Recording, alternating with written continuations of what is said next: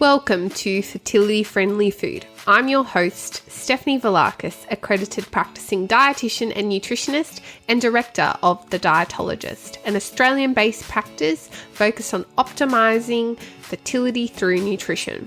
This podcast will bring you snack-size episodes for you to learn, grow and be inspired by the latest research, facts and practical lifestyle tips about eating well for optimal fertility, helping you cut through the confusion and myths to take back some of the control on your fertility journey, one bite at a time.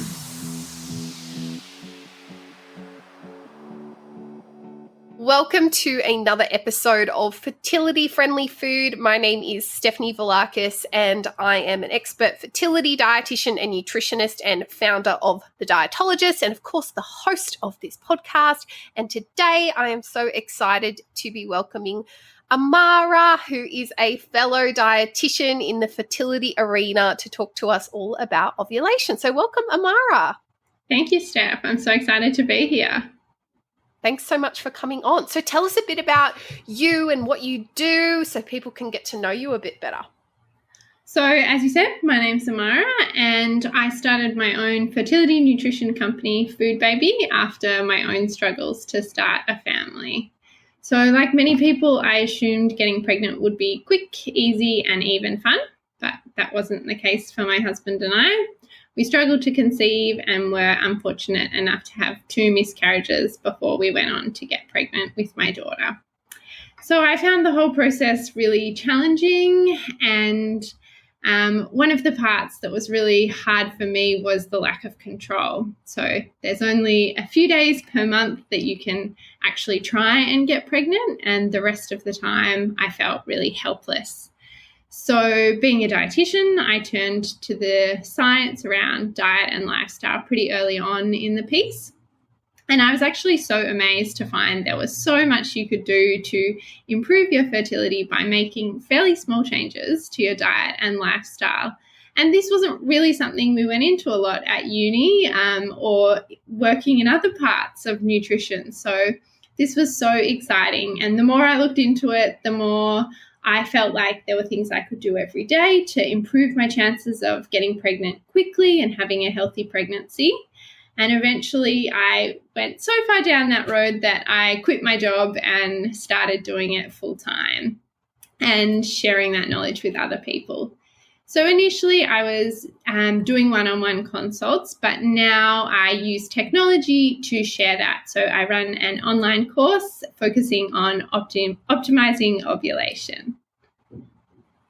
Amazing. And I've referred so many people to your course.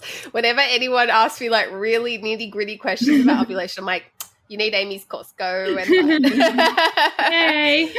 Yay. And they absolutely love it. So I know we will get to talking about that a little bit later on. So before we dive into ovulation a little bit deeper, can we just frame up the menstrual cycle a bit more broadly and just some of those key hormones that peak and trough and the time frames? Obviously, everybody's individual, and we're going to probably use a textbook 28-day cycle just for the sake of the example.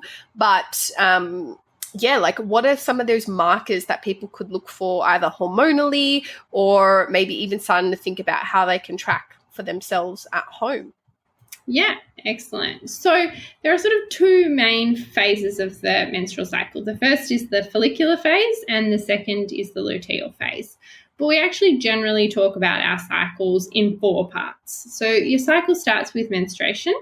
So that's when you have your period, and what's happening there is the lining of the uterus is shedding and being released.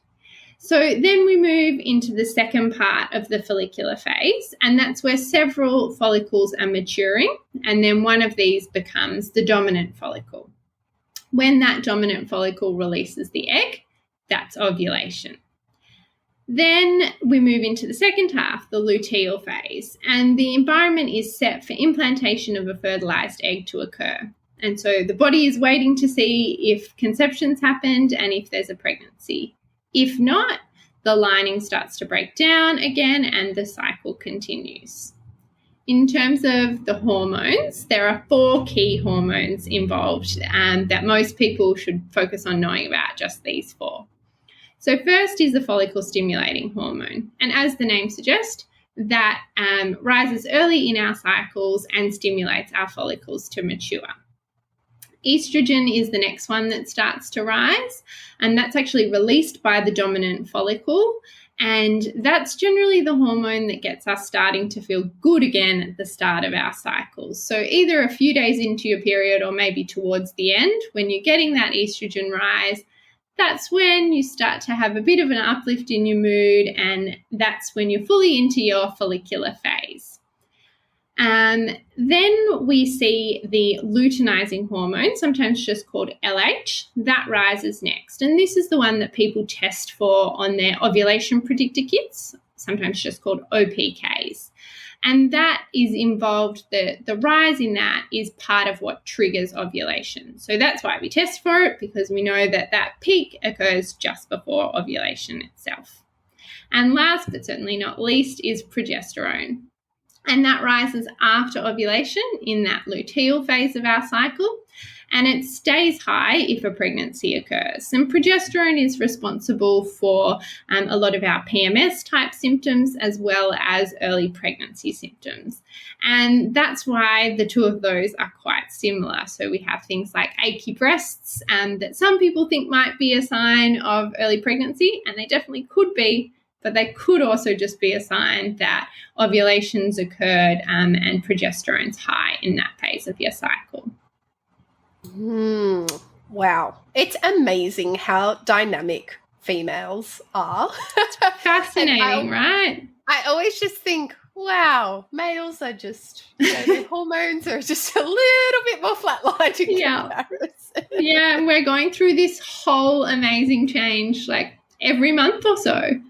Exactly. It's so wild. And we need to, appreciate it and respect it, and also tune into it and look out for those signs, like you mentioned, mood. So how do you know if you're ovulating? You mentioned OPKs. What other ways can people know that they are about to ovulate or have ovulated in any given cycle? Like, especially people with really long cycles, for example, with PCOS, a lot of people are uncertain if they'd ovulated at all. So how can they kind of backtrack or forward think and try and pinpoint that zone of ovulation? Yeah, so by tracking their cycles, and if you're ovulating, there should be sort of 2 main things to look for to show that this is happening. And the first is the fertile signs, so these happen prior to ovulation.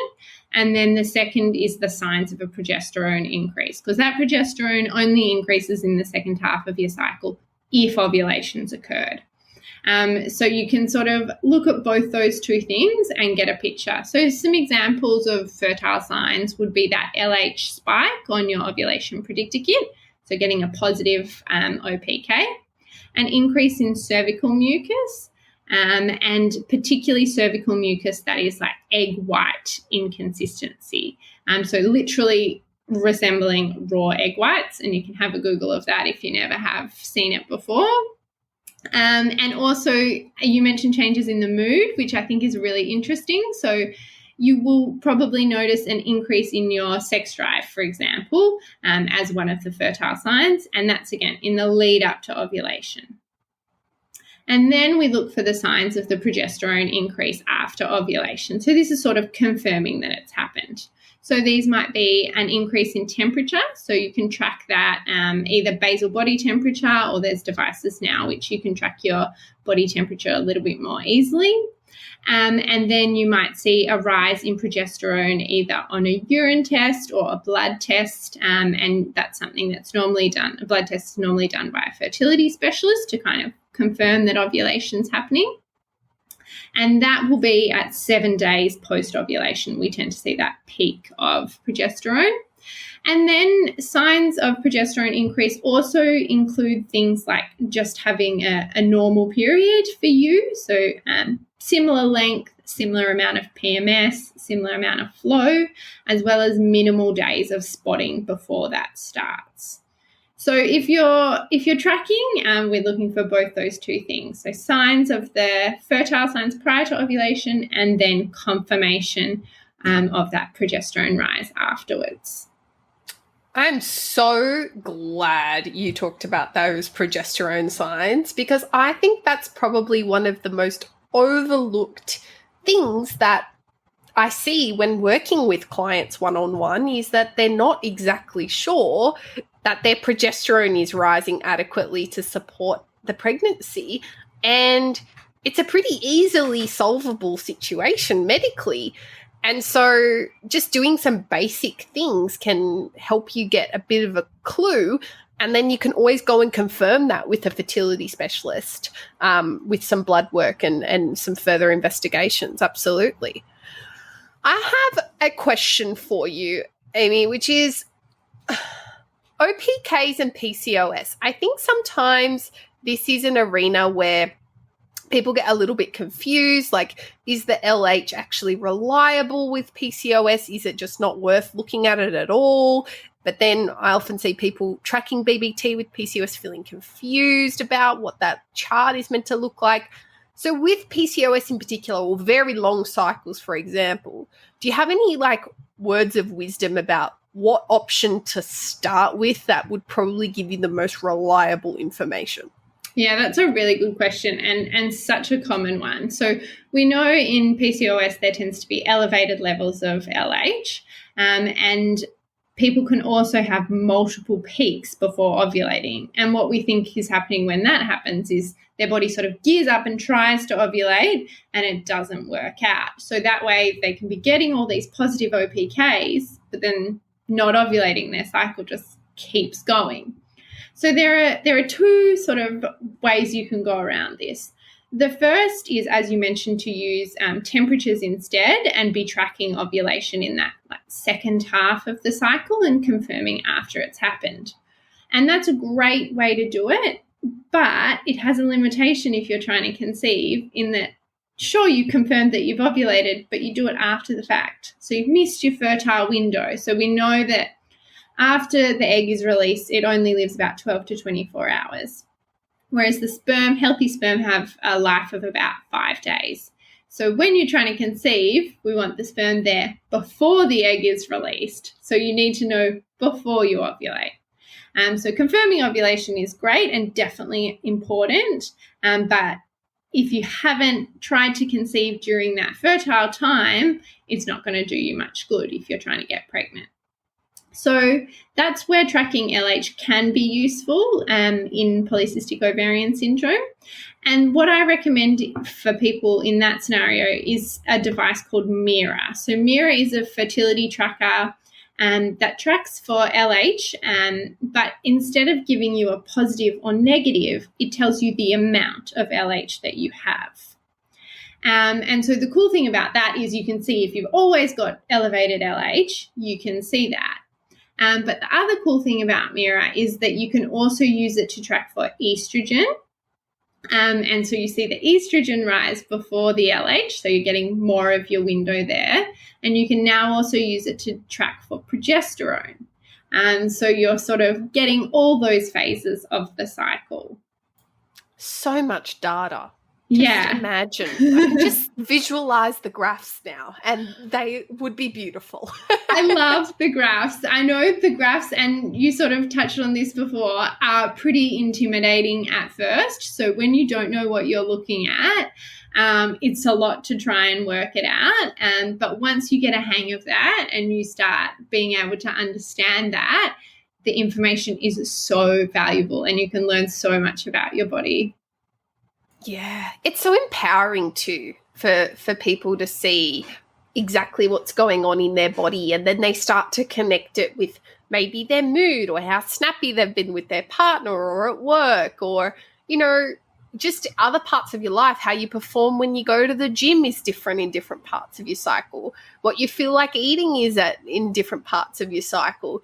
And when you can start to see that and feel it and not feel like, why is this coming over me like a mystery? Yeah. And you've got some heads up on it. It is very empowering, and that knowledge is power is absolutely so true. Yeah, I totally agree. And you can do things like, I know I'm going to feel good in my follicular phase, so I'm going to book this really important meeting for then, and I know I'm going to need some more downtime in the few days before my period starts. So how can I look after myself in that phase? I know when that's coming. And I think it's so cool. And as you said, so empowering. Absolutely. So we've talked briefly on some of the key tools that we might want to consider when it comes to tracking ovulation, but can you just summarize them for us? So if you were new to the arena of tracking ovulation, maybe you just want to dip your toe in, maybe you're not ready for like Amara where it's giving you lots of data, because maybe you're too much information maybe isn't great for you. But if you're just dipping your toe in, what kind of tools would you start to have a think about? Yeah, so I think at the most basic level, you can just start with a calendar, either, a physical calendar or just on your computer, and you can start tracking your moods. I think that's the simplest one, and you can just maybe put a word in for each day and see what your mood is. And that's a really good place to start, and counting the numbers of your cycle day. So put in cycle day 1, tired, for example. And then you can add on to that cervical mucus tracking and cervical position. Now, these are both a bit hands-on. However, they're completely free and you can start them at any time. You don't need any tools. You might do a bit of Googling. So cervical mucus is either just checking in your underwear or even putting your fingers inside your vagina and feeling the consistency and looking at the colour of your cervical mucus, because we know that changes throughout the course of your cycle. And then cervical position is, again, putting your hands inside your vagina and feeling the position as well as the opening and softness of your cervix. So they're things that you can do. They do have a bit of a learning curve to them, especially the cervical position, but they're things that you can do easily at any time and are completely free. And then we move to the next level, which is sort of basic OPKs. So you can get really cheap ones off the internet that come in packs of sort of hundreds, and they just have a line indicator and you're comparing the line to the control. And that's just looking for the LH peak. Along with that is the very basic basal body temperature monitors. And the old school kind of ones that you might find just at a pharmacy require you to insert them into your vagina as soon as you wake up before you move, and you need to wake up at the same time every day and best to have the same amount of sleep as well. So they're a bit tricky, but there are devices that do that a lot better now as well. So they can be worn either on your arm, some of them, or some of them inserted into the vagina and track your temperatures while you sleep as well. So a whole range from being very easy and very free to quite technical devices, and depending on your preference for data and also your stress levels, I think is really important to think about, because some people find tracking puts them on edge and gives them too much information and too much data, and other people find it really helpful to make them feel like they have some kind of control of what's going on. So working out where you sit on that spectrum is really important as well.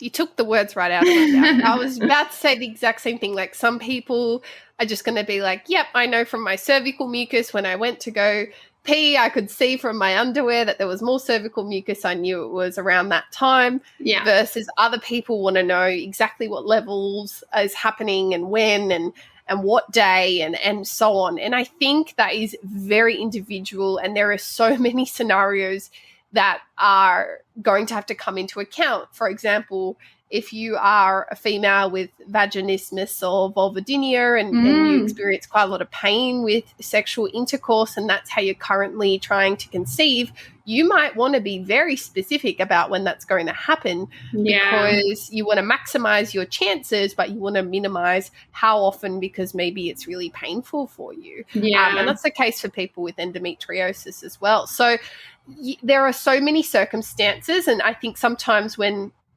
we're giving kind of this blanket of like, oh, have sex every second day in your fertile window and she'll be right. Yeah. That kind of attitude sometimes I feel like excludes those particular people. Easier said than done for a lot of people.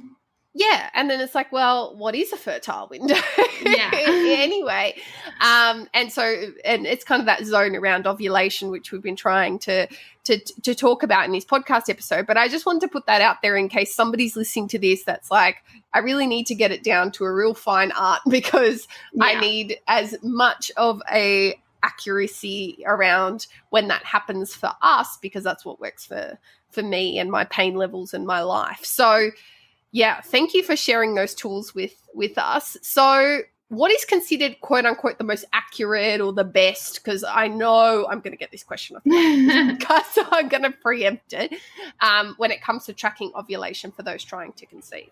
So the medical gold standard is actually ultrasound. So that's having daily ultrasounds that show the dominant follicle emerging and then that follicle rupturing, and we can actually see that the rupture has happened on an ultrasound.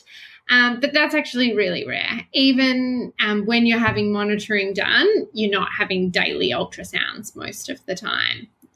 Most of the time, your fertility specialist will just want to see a dominant follicle emerging, and then they'll test for progesterone increase in your blood about 7 days post-ovulation. So at home, the most accurate kind of way to do it is to confirm that progesterone rise, because as you said, with LH, we can have peaks of that, but not go on to ovulate. So it's really that confirming that progesterone rise has happened. And sometimes we talk about a 21-day progesterone, which is a test that's often ordered.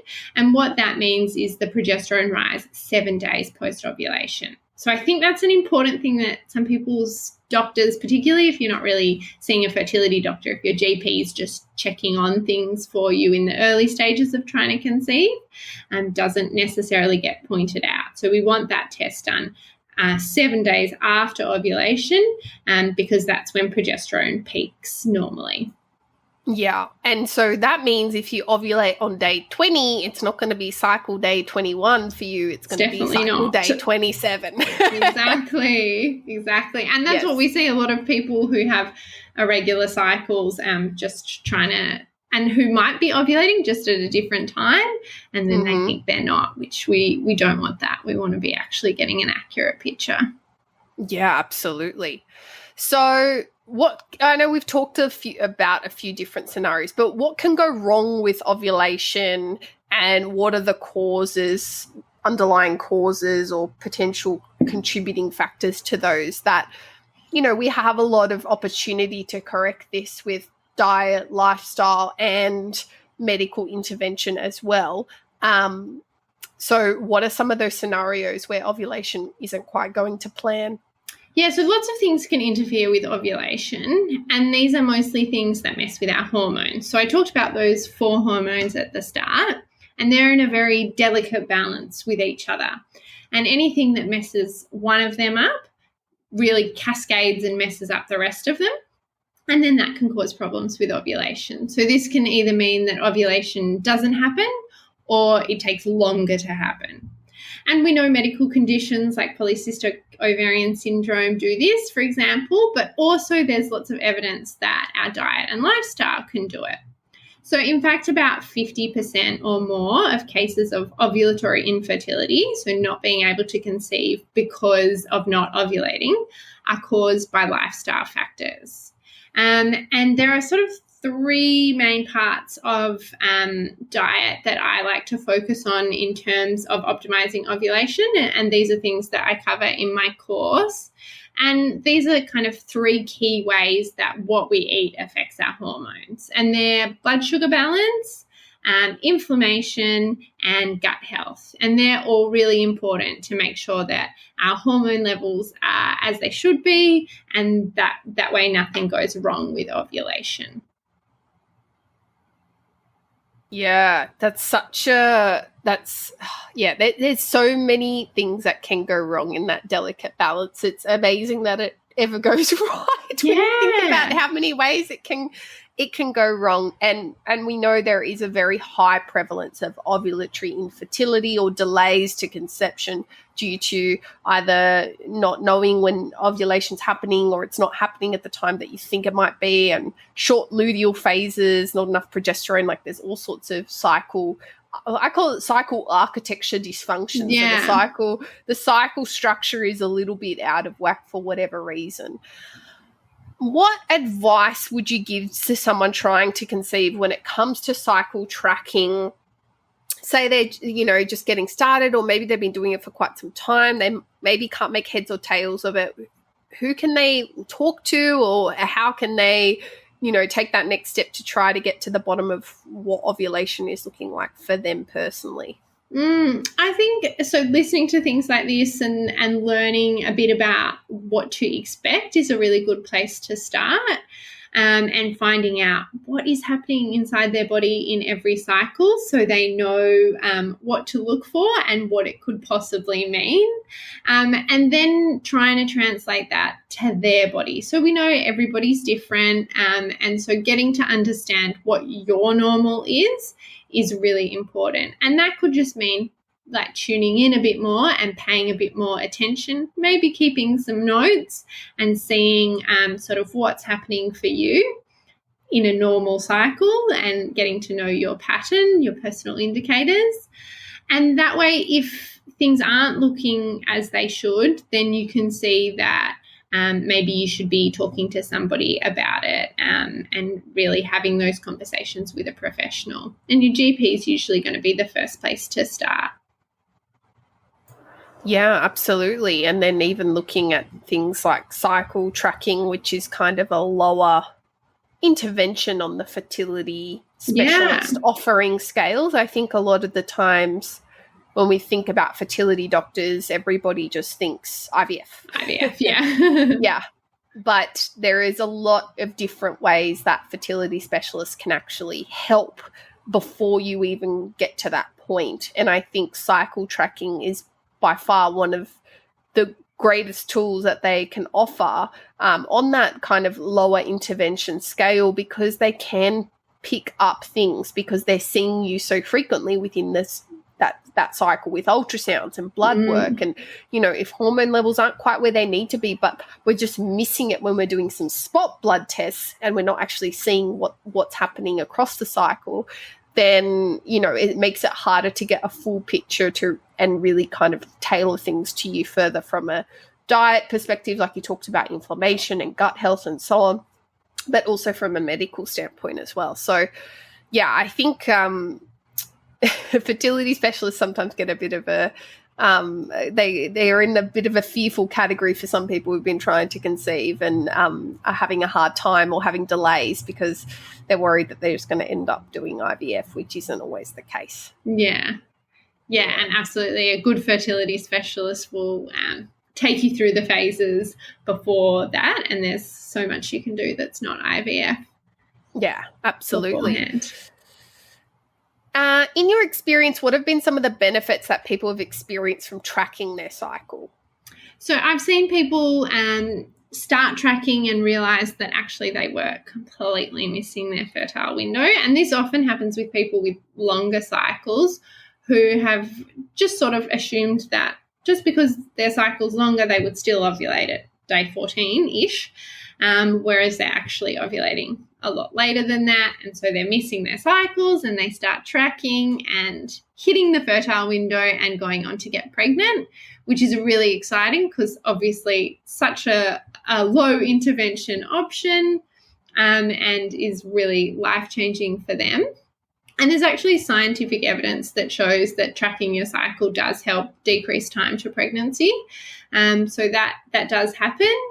As well as people realising that they're not actually ovulating and then following on to go and find out why that's happening. Often it's related to polycystic ovarian syndrome or hypothalamic amenorrhea, which I know you've talked about on the podcast before.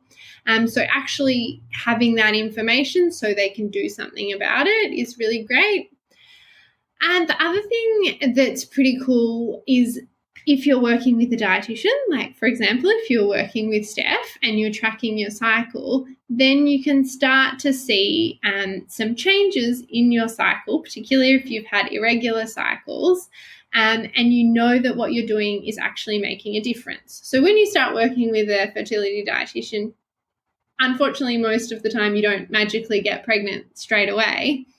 But what you're doing is actually having an impact straight away. And one way that you can see that and kind of get that positive reinforcement and the feedback is by looking at your cycles and seeing maybe they become more regular, they stop being so long, and you can see that you're definitely ovulating. And so I think that's a really cool thing that people get from tracking their cycles as well, especially if they're making some changes to their diet and lifestyle. Oh, I absolutely agree. There is nothing more satisfying. Of course, pregnancy announcements are super satisfying in our line of work, but when somebody's saying, I definitely ovulated this month, I know when it was, I got my period when I was meant to after really irregular cycles, or maybe just never having one to begin with, like HA and getting a cycle for the first time. It is just, you wouldn't think you could get so excited about a period. Right. But you jump up and down with joy for the people that get to experience that, because they can see the immediacy of what they're doing on their cycle. You're getting that biofeedback. You're getting that biological data feeding back saying, hey, you're doing the right thing. You're on the right path. And that's just one step closer to conceiving, right? Yeah, and I mean, you can't get pregnant without ovulating, so it's a absolutely really key zero step. Chance.